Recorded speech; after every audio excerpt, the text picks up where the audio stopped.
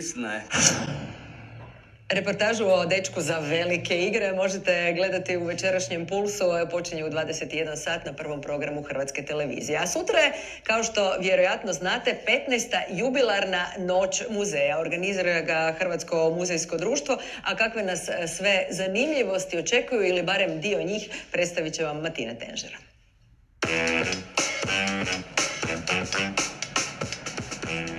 U petak 31. siječnja po 15. put ćete se naći na zagrebačkim ulicama s već poznatim papirnatim vodičem. Kad sat otkuca 18 sati započinje novo izdanje Noći muzeja. Ono što ta manifestacija proizvodi, to je upravo taj interes publike za posjet muzejima i nakon Noći muzeja. Više od 120 hrvatskih gradova, više od 200 muzeja i više od 1000 programa u samo 5 sati. I želimo, i kroz niz izložbi, performansa, različitih edukativnih programa, glazbenih programa, virtualnih izložbi i slično, dati publici jednu informaciju što danas sve moderni muzeji mogu. Od široke ponude nešto ćete valjda i odabrati. U skladu s tim posjetit ćete jedan muzej, pa drugi, potom i treći. Osvrnut ćete se oko sebe i pomisliti kamo sad. Ove godine čeka vas slatko iznenađenje. Noći muzeja pridružio se novo otvoreni muzej čokolade. Imali smo neki osjećaj da naši posjetitelji imaju očekivanja spram nas i jednostavno smo htjeli zadovoljiti njihova očekivanja.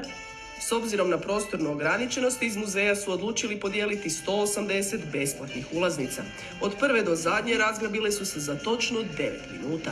Da se ispričamo svima onima koji nisu uspjeli doći do karte, odlučili smo se u petak ponuditi 30% popusta na ulaznice za sve uzraste, s tim da se ta ulaznica ne mora iskoristiti isti dan, već može biti iskorištena tokom veljače bilo koji dan. Uspijete li se probiti na neku od muzejskih tura ovoga petka, dočekat će vas, pogađate, mnoštvo čokoladnih zanimljivosti. Ono što je zanimljivo za zrno kakaa je činjenica da su drevni Azteci koristili taj kakao kao platežno sredstvo. Dakle, kada biste radili jedan cijeli dan, dobili biste 100 zrna kakaa i onda ste s tim mogli kupiti, na primjer, jedno jaje je koštalo jedno zrno kakaa. Zanima me fenomen ružičaste čokolade.